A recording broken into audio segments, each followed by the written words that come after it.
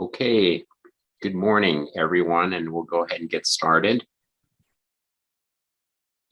Today, we are welcoming back a colleague and friend of ours, Brian Shimamoto. I think most of you in the department know him very well. He was the manager of our Office of Education and did that for approximately 3 years. He is currently a consultant at Holding Space Solutions, LLC, which is a consultant company that he has recently formed. He did his undergraduate education at the University of Delaware, where he received a Bachelor of Arts in Psychology, and then came to the Colorado area where he attended Boulder and received a Master's of Arts and Educational Psychology. He also was an assistant director of human resources at the University of Colorado at Boulder for approximately 8 years. So you can see Brian has had very varied work experiences and has really focused on diversity, equity, and inclusion, and on education. And he has done really a tremendous job in leading the Department of Surgery in terms of our educational efforts. And this is part of an ongoing series where we spend time discussing and delving into DEI areas. This is such an important thing to do, and the Department of Surgery is very committed to doing this. So Brian, with that, I turn it over to you. All right. Well, thank you so much, Dr. Schulich, and good morning, everybody. It's nice to be back, at least for the morning, to spend a little bit of time with you and to talk a little bit about DEI. And so again, just a little bit of context. The DEI committee thought it was really important that we spend a little bit of time over the course of the year focusing on what we needed to learn about diversity, equity, and inclusion. And so we worked for a good year or so to develop this diversity curriculum. As you know, we have done 2 presentations last semester. The introductory one would be, we consider that a foundations presentation, just talking about general terms and related to DEI and the importance and our commitment as a department. And then the last presentation that we did in November talked about those specific topics through the lens of gender and gender inequity, potentially in medicine and the practice of medicine and in general in our society, so that we can understand things. And so today we're going to do something similar. We're going to be looking again at those main sort of topics of privilege, terms that we need to understand, but looking at it through the lens of race and racism. And so some of this we probably, in the last couple of years, our country has gone through a real sort of racial reckoning. There's a lot, it seems like every time I turn around, someone's promoting a new sort of book for us to take a look at and to understand what's going on, take a look at inequity in our country and how we can do a little bit better. And oftentimes it focuses around race and racism. So some of this may be familiar, some of this might be new information. We'll see how that goes. So I'm going to jump right into it because I have a lot of content, but also I'm going to be inviting you to participate through Poll Everywhere if you have a mobile device or on your computer terminal, to be able to share your experiences, your thoughts, your reactions to video clips, etc. So I'm going to try to go through my content quickly to allow for more time for those polls. Does that make sense? I think that makes sense. Good. So let me just go ahead and get started with a few words of wisdom, which is usually how I start off, about brave space. So here I have Dr. Brene Brown, and I believe that this quote by Dr. Brown really speaks to authenticity, that when we enter into this work and we're trying to learn about DEI, that it's better for us to be honest and real and say, like, I don't understand, I disagree, and because that's how we can engage in real valuable conversation and understand, how is my experience, how am I missing something here, or maybe, what people are talking about is not necessarily the case for everyone. So I think to be brave, to really learn about these things, is sometimes we need to show up and say, I don't understand, or I don't agree. Can we engage in a dialogue about that so I can understand that a little bit better, rather than just kind of putting on a face of like, yeah, I get it, I understand, and then not right? The next quote I have by James Baldwin, I think really speaks to the fact that when we talk about DEI, sometimes we end up sharing pain, right? So we end up hearing stories of our friends and our colleagues and their experiences when they experience discrimination and oppression. That can be really painful and it can be very uncomfortable, right? So again, when we're trying to be brave around the topic of DEI, it sometimes requires us to sit with that pain, with that discomfort, hear those stories, and not justify or not explain them away by saying, well, maybe you misunderstood what was going on. That is possible. Perhaps I misunderstood. At the same time, though, we don't want to invalidate people's experience. And sometimes we just have to sit there and feel uncomfortable, especially if the story we're hearing sounds like someone who looks like us might have been the perpetrator. Ooh, what does that mean for me? So that requires a little bit of bravery. I love this quote by Jay Smooth, where he's really talking about what it means to be a good person, because when we should think of ourselves as good people, if we're good people, but it's not a state of being, right? It's not just something that we can check off a list. Oh, I became a good person back in 1997, and so it's good. I don't have to think about it anymore. Rather, it's a practice. And if I want to be the best version of myself possible, I need to practice that every single day. And the best way for me to be the best version of myself is to accept feedback from others and find out when I'm not doing the best of my work, right? And that requires us to be able to hear feedback and take that in and make changes as we deem appropriate, right? And so if we stop thinking again of being a good person as a state of being, but rather a practice, then we can welcome that feedback. And that leads me to my last quote for Brave Space by Amory Hufftaling, where she says that delivering and receiving feedback, we should do that as a gift. Because when someone tells us that we stepped in it a little bit, or we did something or said something that might have offended or hurt someone's feelings, or is very frustrating, that's an opportunity for us to think about that feedback and potentially change our behavior. So that's a gift. But it's also really important that if we're sharing feedback with people and saying, hey, we could be better, that we do that in a way that that feedback can be heard, right? So that we're not just, accusing or attacking people. So these 4 quotes, I always like to start my presentations. I'm sure they look familiar to a lot of people with them, but it's really about thinking about setting up that brave space and creating, because oftentimes when we talk about DEI, people say, well, we need to be safe, we need to be comfortable. And the reality is we need to get comfortable being uncomfortable when we're talking about DEI. Okay, so that's it in terms of ground rules. I'm going to go ahead and move on into our content, starting off with a little bit about some learning objectives that we have for this particular session on race.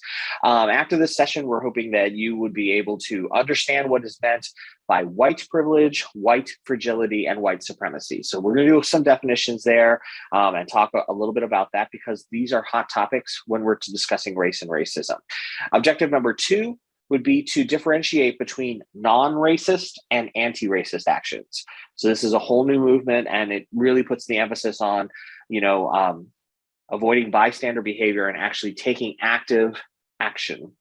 That sounds like redundant, but to take action actually is the only way for us to dismantle racism and start creating equity in the workplace and elsewhere and in the practice of medicine. And finally, objective number 3 is to be able to identify anti-racist strategies, okay, for us to put on our thinking caps and thinking, is there something that we could be doing a little bit differently that would make what we do and how we work and where we work more inclusive, right? So those would be the objectives. So we'll see how we do. We'll revisit them at the end of the presentation.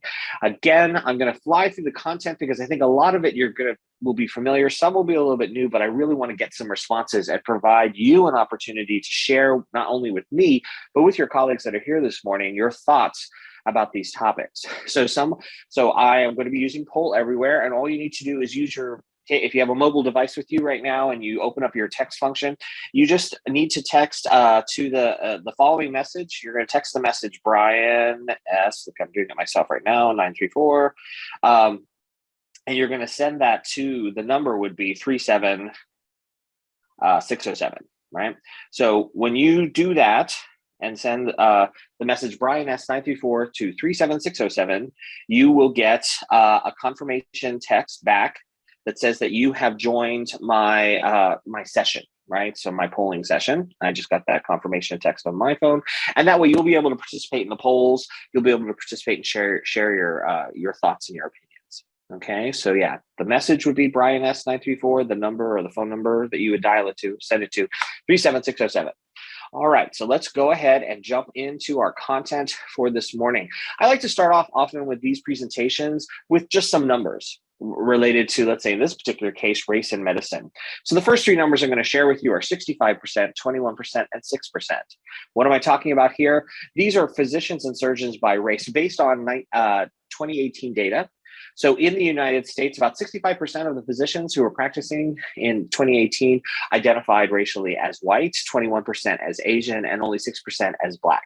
Okay, so if we think about physicians and medicine, this, clearly, when you walk into a hospital, you're going to be visually seeing things oftentimes a specific way. The next number I'm going to share is 4%, which I thought was really fascinating. This is the increase in Black doctors over the last 120 years. Shocking. So back in 1900, there were about 1.3% of the physicians practicing in 1900 identified as Black. And in 2018, that had only increased to 5.4%. So 4% increase in 120 years. The next numbers I have is 2.8 times and 2.3 times. So compared to their white counterparts, Blacks are 2.8 times as likely to be hospitalized due to COVID. And Latinos are 2.3 times as likely to die from COVID. So why the discrepancy compared to their white counterparts? And the final number is just a big fat zero. What does the zero refer to? This is the change in proportion of underrepresented medicine candidates when applying and matriculating to surgical and non-surgical specialties. A lot of words there, but basically what they saw, there was a study done that showed between 2010 and 2018, there was no statistical significant change in the number of underrepresented in medicine candidates into these specialties, into medicine, into surgery, even though between 2010 and 2018, it became a priority, or at least that's what was reported. It's a priority for us to increase the number of underrepresented medicine racially in many hospitals and many departments. We didn't see a statistically significant increase. So that would suggest that our best efforts are failing. So we might want to unpack that and think about that. This is a place for us to just start. And so with our very first poll for this morning, I'm curious about those of you who are joining us this morning, this data, these numbers that I just shared, how does the data surprise you? Anything there surprise you?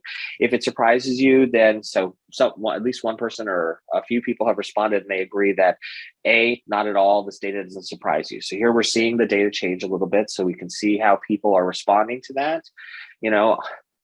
I personally found the zero to be a little bit surprising. Oh my gosh, to think that for 8 years we might be emphasizing increasing representation and not seeing any statistical significance. I also thought that the number of practicing Black physicians was also a little bit surprising. 120 years, only a 4% increase.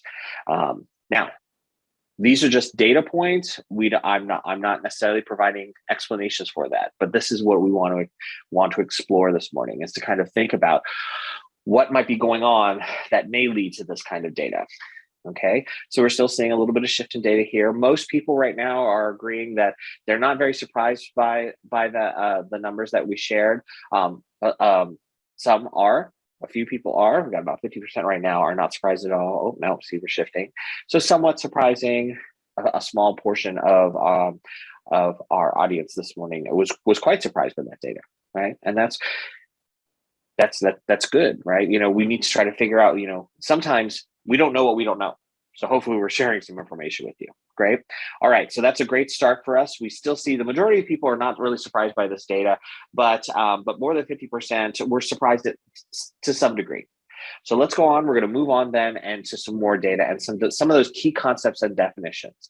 If you recall, when we're the last two presentations, this is a thread throughout. What I'm really focusing on here is this piece of inclusion, which requires a skill set that I refer to as intercultural competence. Intercultural competence is a skill set that allows us to adjust so that we can work effectively across cultural difference. And the way we do that is we need to develop intercultural awareness, which is understanding our experience, where it comes from, how it's embedded in our culture, how our personal experience is, so that we can use that in comparison to gaining intercultural knowledge, which would be the experience of others. So people who are unlike ourselves, what are their experiences like? When we compare the two, my experience as male, as cis male, my experience as a person who's multiracial, but often perceived as a white person, how is my experience different from somebody who is clearly viewed as a person of color or BIPOC?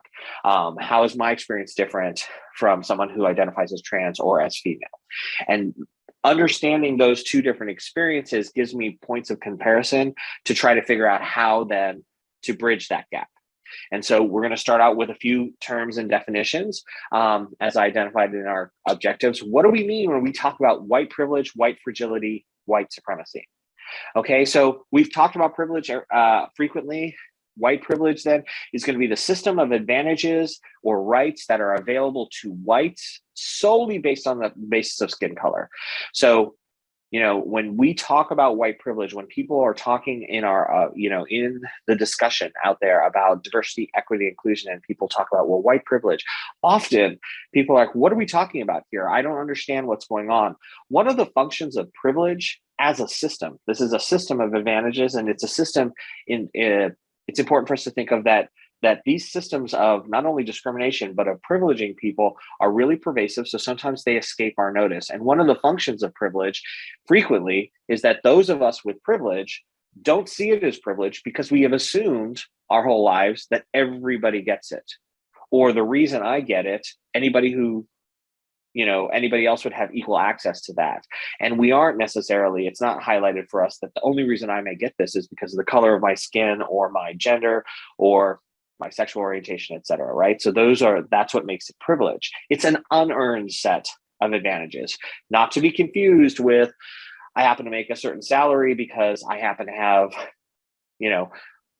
2 or 3 degrees, or I spent 18 years in formal education and a lot of training and stuff like that. And I have a specialty such as surgery. And therefore, I get a certain kind of salary compared to somebody who does something different. That's not necessarily, while that is beneficial to me, that's not necessarily privilege, right? Because there were 18 years of formal education that went into that.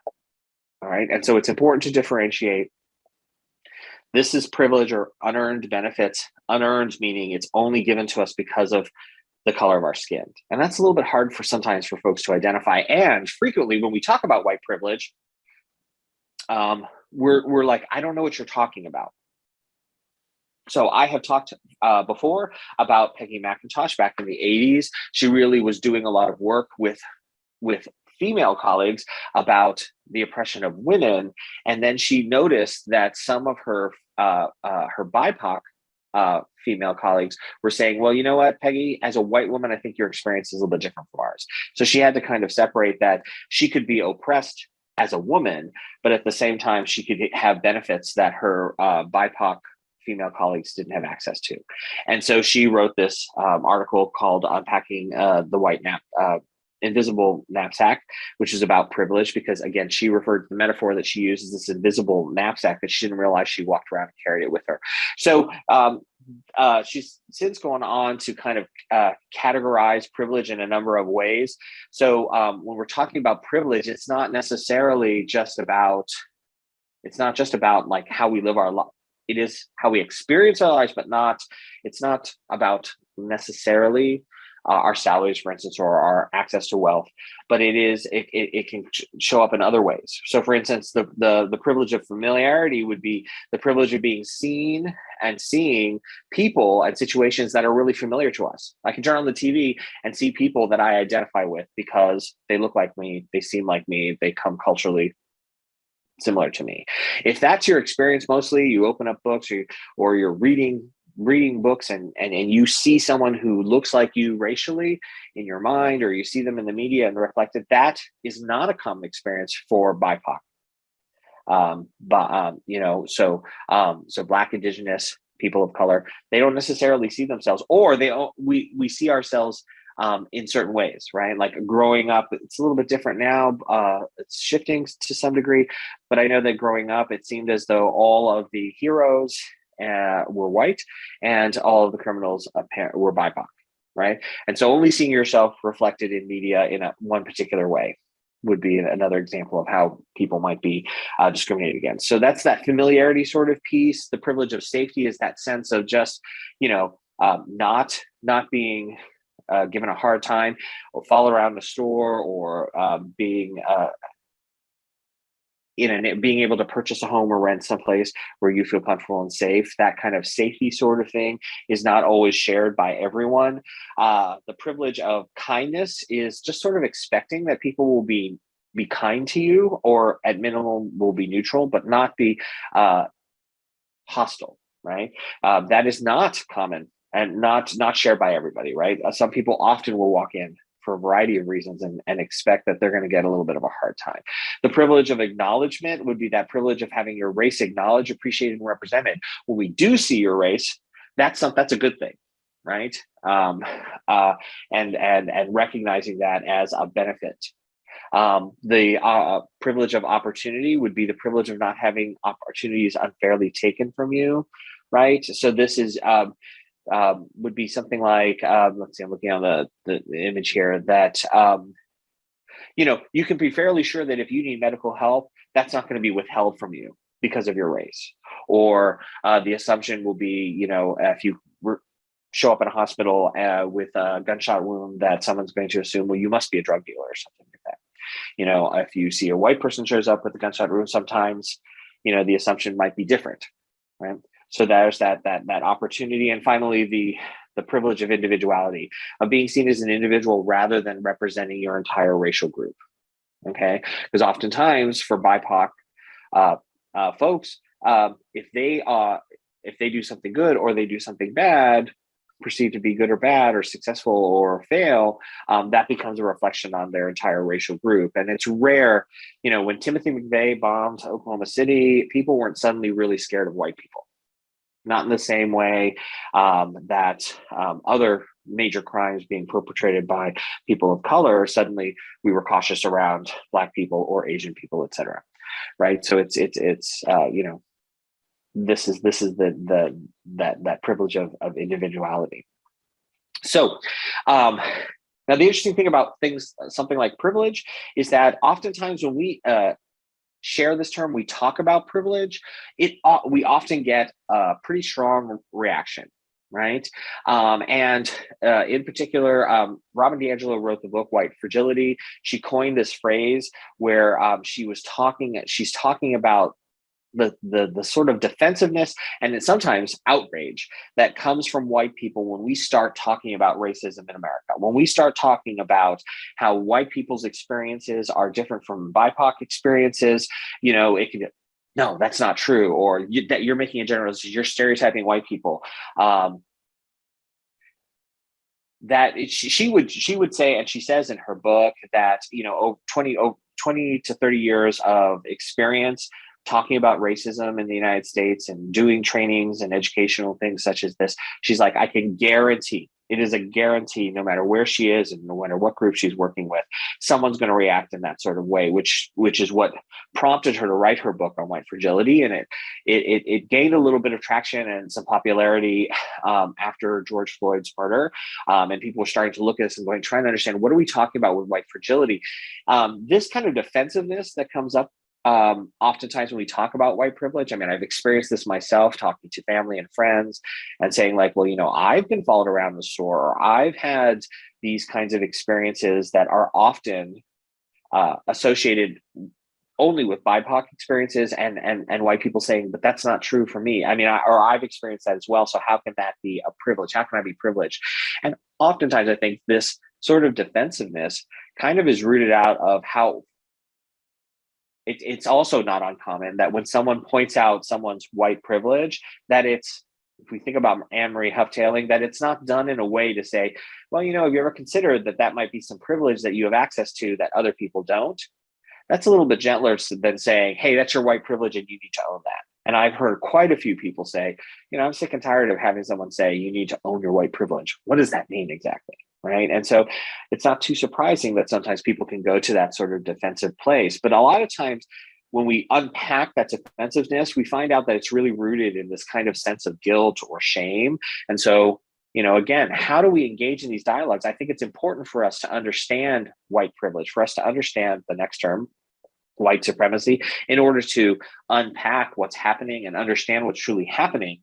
And if we can't even discuss it because it's such a taboo topic, or we automatically get this kind of intense reaction, it's going to interfere with our ability to do something about it. And so so we want to think a little bit about how racist is not necessarily a pejorative. Ibram X. Kendi is quoted as saying, racism is not a pejorative, it is a descriptor. Racist. And so if someone says something you said is racist, they're describing what you said. They're not necessarily calling you a name, right? And if we can hold that thought, reframe that feedback in that sort of way, even if we do feel like they're calling us a name, and say, well, tell me more, and to stay at the table and to engage, that's where we can really start making change. The final term that I want to share is white supremacy, because oftentimes I think that when I say white supremacist, or white supremacy, what pops into our mind are neo-Nazis, skinheads, these extreme hate groups, right? And though that is a part of white supremacy, these hate groups do promote the idea that whiteness is better, or the only proper way. But when we talk about white supremacy today, I think that it's helpful for us to broaden that term to recognize that anything that emphasizes white ways of being or doing is preferred. That's also white supremacy. Oftentimes, this is coded as professional behavior. Okay, not always, but and it's usually not when I say it's coded that way, it's not a conscious coding. It's just kind of saying, hey, we expect a certain level of professional behavior. And it's like, well, what do you mean by professional behavior? And as we unpack that and we start looking at, it's the way we show up and the way we communicate, the way we, the spacing that we do with people and kind of stuff like that, we start to recognize that, well, that sort of behavior is common in white populations and perhaps less common, or it's done differently in BIPOC populations, right? And so that is a form of white supremacy, to say that this way is the only way, not only the preferred, but the only way of being. And I realize that's a little bit tricky and we can't spend a ton of time there exploring that, but, dial it back from skinheads to, when someone's addressing white supremacy, what are we talking about here that we might really be talking about? White ways of being, or whiteness is better, lighter is better. The way we show up, the way we dress, the way we talk, the way we express ourselves. If we do it like, quote unquote, white people, then we're going to be accepted, or that's going to be viewed as professional, right? And so what about other ways? Why are they, why can't they be valued in similar ways, right? All right, so we have our next poll here. How important do you believe it is for white people to acknowledge their racial privilege? A would say it's not important at all. D would be it's extremely important, right? For white people to be able to acknowledge their racial privilege.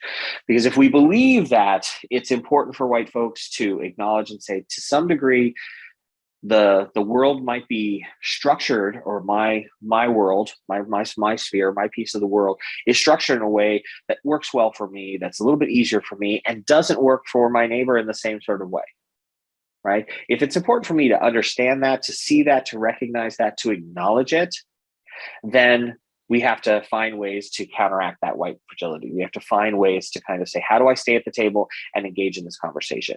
Looking here, we're seeing like somewhere it's important to some degree. No one yet has said it's not at all important, right? But it is important to some degree. And I think that's true. That's the part of, if you happen to identify as white, that's the part in intercultural competence when we say it's all about me.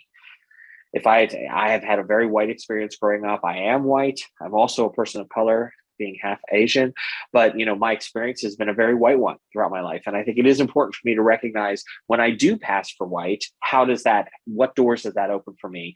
That if I'm perceived as Asian, like before my roommate met me in college, but just got my name on a piece of paper, he assumed I was an honors in like engineering or computer science major because my last name was Asian. He had made a lot of assumptions. We were in the honors dorm, and he made a lot of assumptions about who I was based on my name, and then was a little surprised when I was an honors art major. Wasn't what he expected, right? So, but that was really associated with my name, right? Okay, so let's move on. here, now let's start talking about the experiences of BIPOC folk. So I'm going to share this little story. This is from 2016. It's about a physician, Dr. Tamika Cross, who was on a flight and there was an emergency, and the flight, airline started asking, hey, we have a medical emergency. Is there a doctor on board? And she multiple times tried to let the flight attendant know that she was a physician, and kept being like, sit down, honey. We actually need a physician to help in this particular case. And she was, I think at the time she might have been still in her residency, but she was trying to volunteer to be to help out in this medical emergency. And a retired, I think, anesthesiologist, white man, when he identified himself as having been a physician, she was told, oh, we don't need your help. We're going to go with him. He showed us his credentials and stuff like that, which he had not done. Right. So it's like, what is going on here? What does a doctor look like? Now you can imagine this is a crisis in midair. When crises like that happen, people aren't necessarily always thinking, but it is very common often, especially, we hear this time and time again from BIPOC physicians, that when they try to identify themselves as a physician, they here it is a medical emergency, someone's having a crisis over here, and they start getting questioned quite a bit, like, oh, well, what's your specialty? Where do you go? Do you have your medical, as if your medical license is like your driver's license. Can you show me your medical license? Unless you're a white man, for some instance, if an older white man, something that kind of fits that image, Marcus Welby, MD, kind of fits that image in our mind, then we don't question. And we're like, oh, thank goodness we have a doctor now who can deal with the situation. And so I highlight this experience because I know that there are people here today in this grand rounds who have experienced this firsthand, right? And so it's important for us to consider, wow, what is that about? Obviously, skin color, race makes a difference in people's minds. And should it? No, probably not. So I want us to think a little bit about that, and we'll have an opportunity to respond and to kind of share some thoughts about that. But I also have a really short video that I want to talk to you about the experience and some statistical information about BIPOC patients, and in particular, and how they experience and some of the things that they experience statistically. So let's listen to this quick video, and hopefully you'll be able to hear the audio here. Compared to white Americans, Black Americans die prematurely from all types of diseases.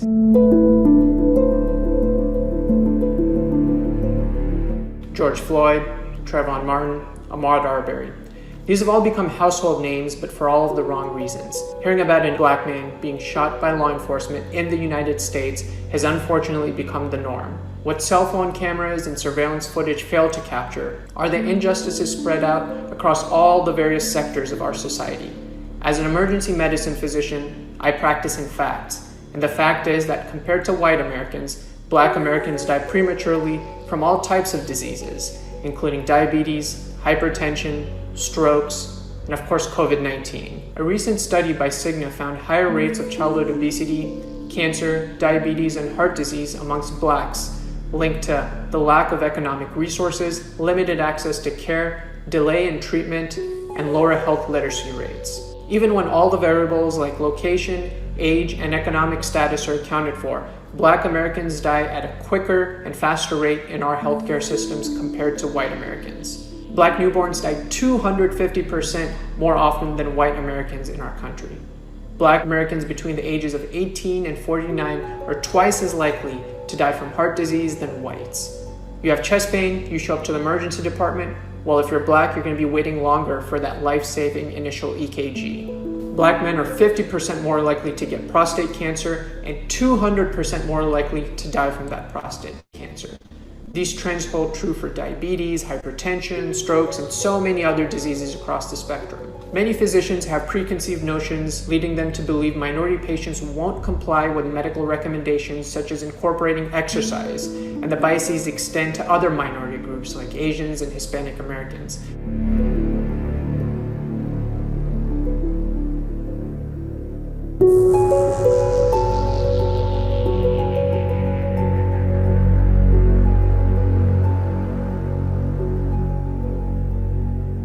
Senator Cory Booker recently highlighted that Black mothers are 3 times as likely to die from complications related to pregnancy compared to white mothers. Recently, Dr. Anthony Fauci was quoted as saying, "The COVID-19 pandemic has shined a bright light on how unacceptable the healthcare disparities are in our country." Conditions such as diabetes, hypertension, and asthma that tend to plague minority groups at a higher rate than other groups likely contribute to the higher COVID-19 death rate. Nationally, African American deaths from COVID-19 are nearly 2 times greater than what would be expected based on their share of the population. From physicians to police officers and politicians, we need to stop and reassess who we are as a country and who we want to be.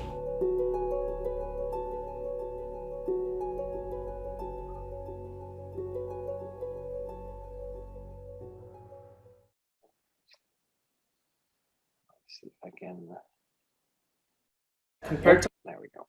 All right, so I've got another poll. With this poll, I'm inviting BIPOC, Black, Indigenous, and people of color folk in the audience to respond.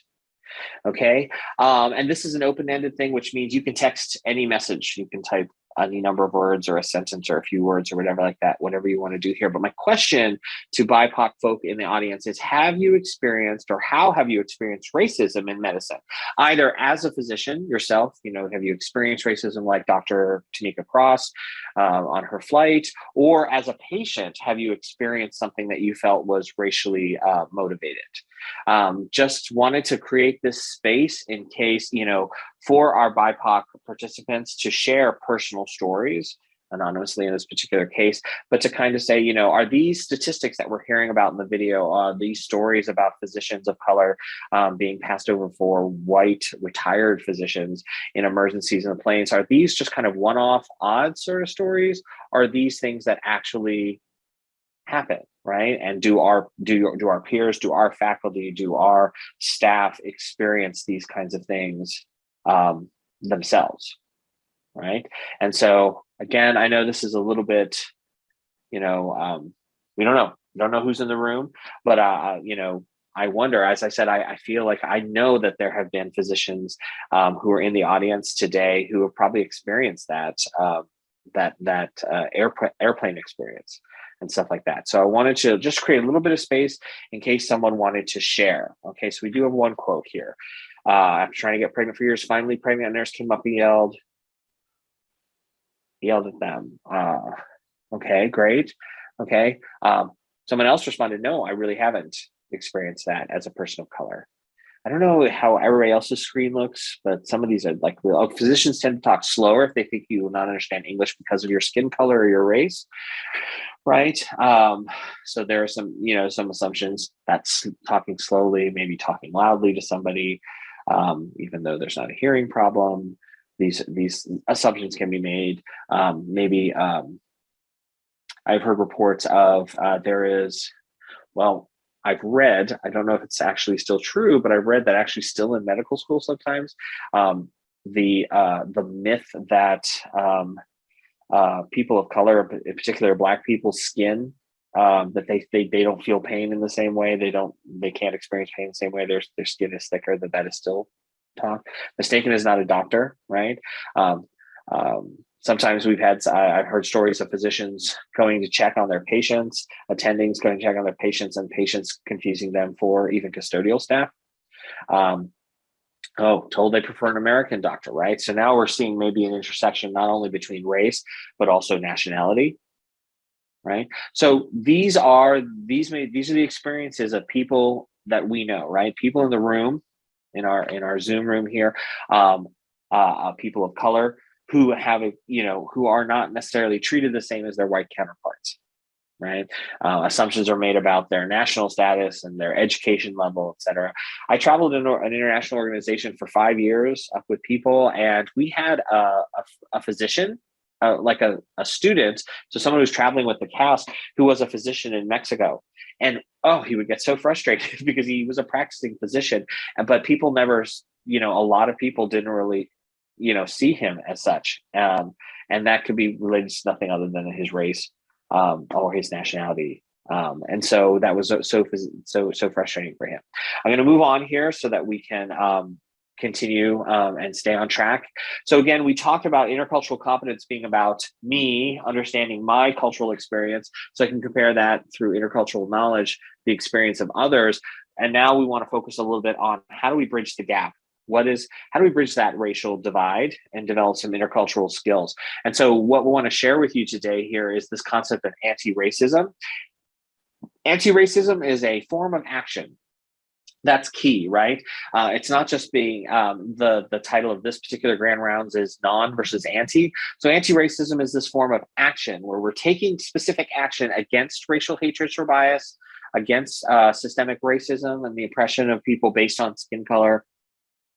As a philosophy, it's really important that we engage in terms of anti-racism, that we acknowledge personal privileges. So that earlier poll, we talked about white privilege, and we said how important is it to be anti-racist? It isn't really important if we don't recognize how white people may benefit from that whiteness in our society. We're not going to be as effective at choosing actions that will help dismantle that. And so this concept of non versus anti is the difference between claiming to be I'm not oppressive versus being actively anti-oppressive. Okay. The image I put here is a moving sidewalk, like similar to what we would probably find in DIA. I know we have them in DIA, but Beverly Tatum, faculty member at Wellesley College, when she teaches her class on racism, she refers to racism like a moving walkway. When we step onto the walkway, we can choose to walk the direction that the walkway is moving, and that would be actively participating in racism. Right. And we're going to get to the far end a lot faster because we're actively participating in it. But if we say that, well, I'm not racist, that's like standing still on the moving sidewalk and saying, well, I'm not racist, but we're still moving in the same direction. We're still ultimately going to get to the far end. For us to truly fight against racism, to be anti-racist would mean metaphorically speaking, turning around on that moving sidewalk and moving the other direction. And it requires energy. It's exhausting. A certain amount of energy might keep you in place, and then you have to use even more energy to walk against that movement in order to backtrack and to start to dismantle things. So if we're trying to make the world better for BIPOC folk and to make sure that we all have equal or equitable access to resources to be successful and be able to bring all of our talents to the table, we should be tired all the time.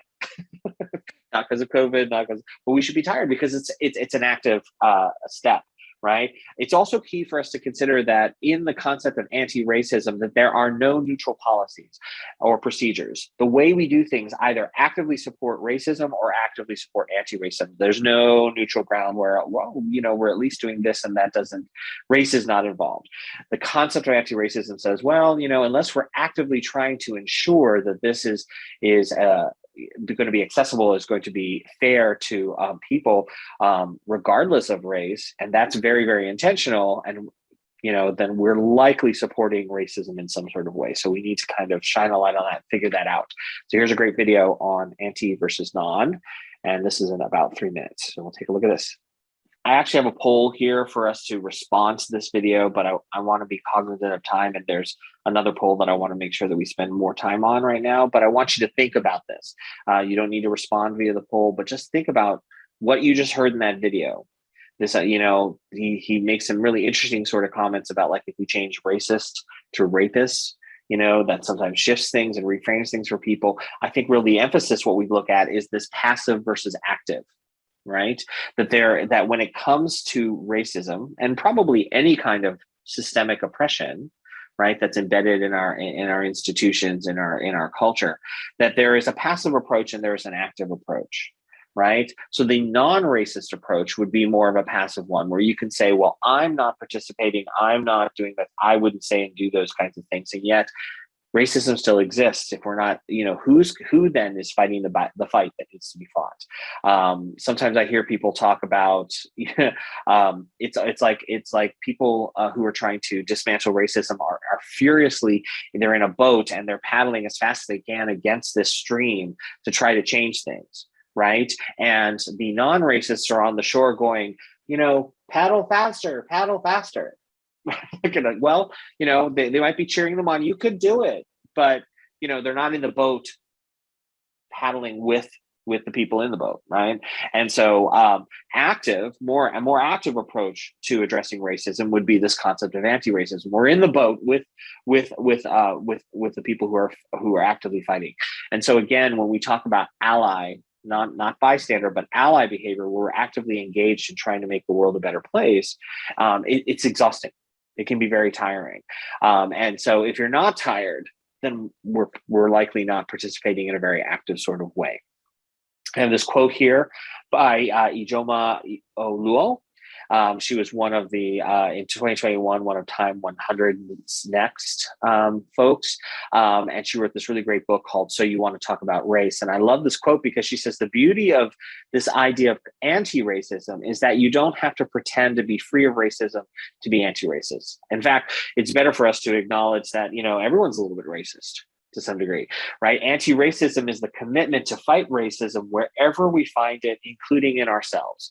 So again, this brings me back to those quotes in the beginning that I talked about in terms of brave space, and really thinking about how being a good person is a practice, right? So when someone points out that a thought that we have, or when we recognize that there's a, hey, maybe that's a little bit racist, what I'm thinking or what I'm doing. And again, we talked previously about implicit bias, right? And implicit bias is unconscious. We don't necessarily recognize it, but sometimes, it'll pop up for us, like I think the example I usually give in these presentations is, when someone cuts me off on the road, my first thought is, what is she doing? Well, why do I assume that the driver is female? I've trained myself over time to recognize that thought still pops up in my head. But what I've done is work really hard not to say things out loud, so that my son, that I'm perpetuating this idea that women are not as good drivers as men, right?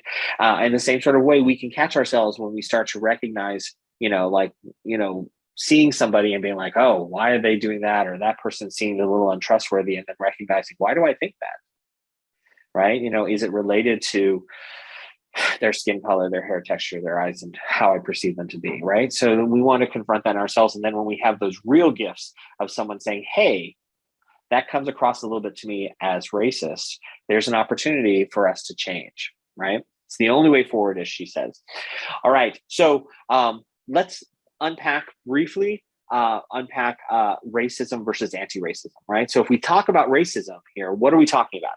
That's the combination of racist policies and oppressive ideas that produces and normalizes oppressive inequities. Basically, racist inequity is when two or more racial groups are not standing on equal footing, right? So racism exists when we see one racial group as being better than another, right?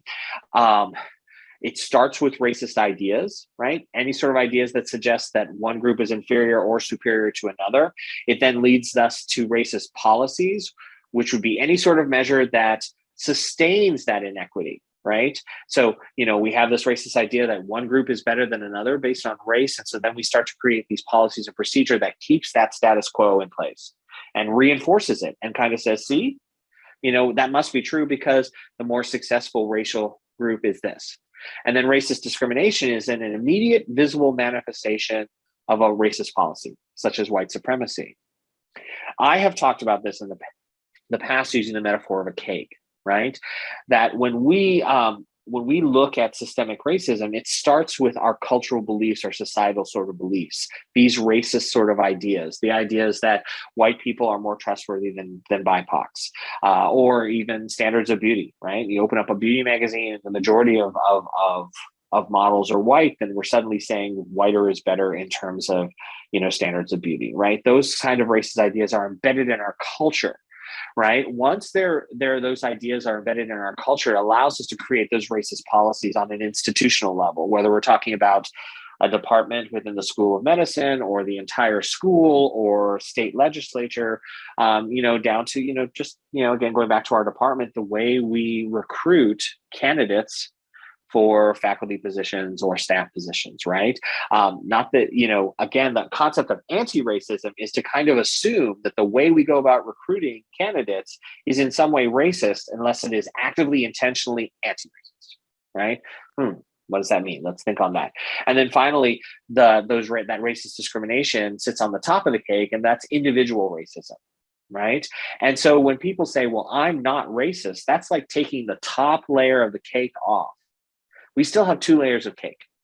So even if I am not racist, those two bottom layers are still there. So when we become anti-racist, we start working on those two levels to try to undo the policies and to start kind of thinking, where did we get this cultural idea, this societal idea that white people are somehow better, right? And what about other ways? And can we look at other ways of doing things and value them? Right. So then shifting racism to anti-racism here, anti-racism would be a combination of progressive policies and ideas that normalizes racial equity. And anti-racist equity is when two or more racial groups end up being viewed on kind of equal footing. So instead of racist ideas, we would have anti-racist ideas, those ideas that suggest racial groups are equals. We would have, instead of racist policies, anti-racist policies, measures that produce or sustain equity, making sure that when we're recruiting candidates for positions, that we're casting a broad net. You know, there's a lot of networking I recognize that goes into to a lot of our hiring and our appointments, both staff and faculty, and that's a good thing. But if I'm going to be recruiting people and saying, hey, I think it'd be a great place for you to work, right? Who am I calling and saying, hey, this is a great person? You know, oftentimes if we don't do an audit, we recognize that the people that we end up calling, in some way, they have a lot in common with us, and sometimes it has to do with race, right? They're the same race as ourselves. So I'm not saying don't call those people. Absolutely call those people. But then we need to look at our candidate pool and saying, okay, do I know any physicians, or do I know any candidates, people who'd be great for this position, who are different from me, a different gender, a different racial background, a different, who comes from, have different sort of, different nationality potentially, so that we can diversify. And then finally, racist discrimination, we're going to change that to anti-racist discrimination. What?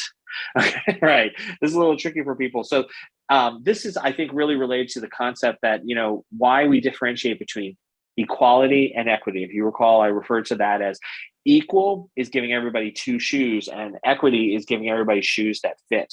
Sometimes there are things that we will do that feel, often. The most common way it is described is that seems like reverse racism. If you've ever heard someone refer to something as reverse racism, that might be anti-racist discrimination, right? Where it feels as though somehow BIPOCs are benefiting in a way that doesn't seem equal to whites, right? But that might be appropriate if what we're really trying to do is dismantle racism, right? A great example of this is equal opportunity, right? These kinds of programs of where we're trying to increase the representation of underrepresented in medicine candidates, for instance. People will be like, well, why are URM candidates getting scholarships but white candidates are not? Right? Some might look at that as being unfair and discriminatory, but really what we're doing is we're trying to undo a historic inequity by saying, okay, this is a lot more challenging perhaps. And so for our URM candidates, so that's why we want to do a little bit extra.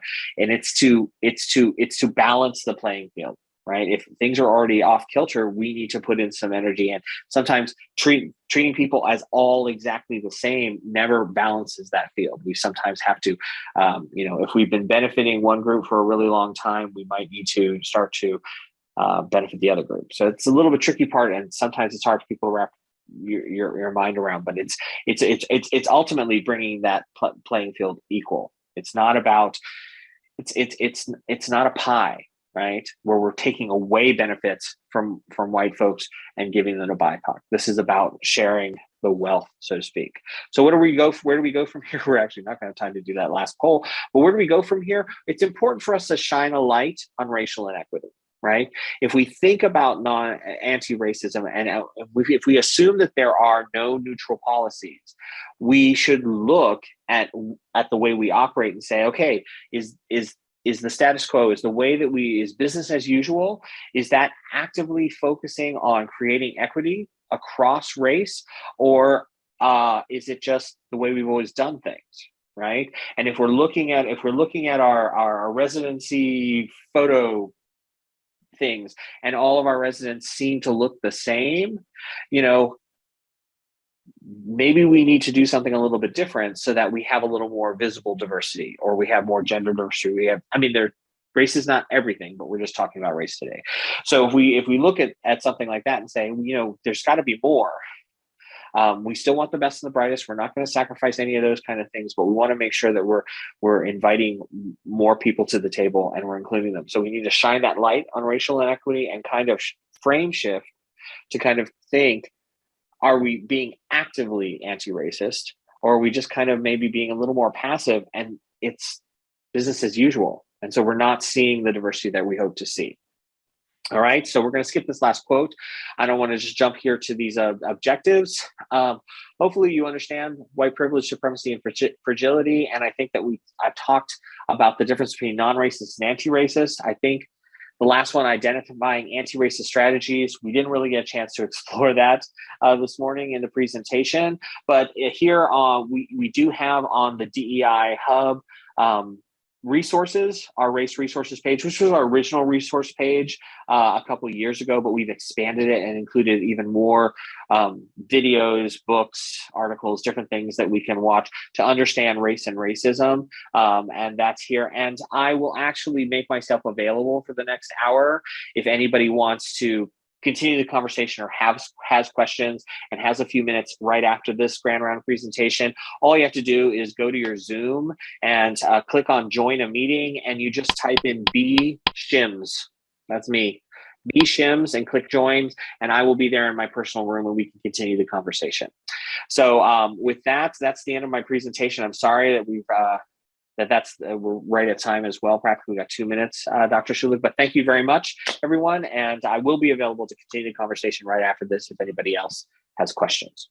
Brian, thank you so much. And you're welcome. You know, I think what you illustrated is there's just so much to talk about, and you know, and an hour really is not enough to get through these three topic areas.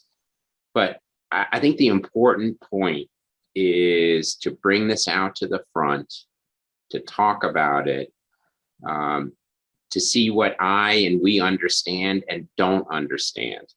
And I think the most important lesson I learned from your talk today, which, you know, I had seen before, but you really simplified it.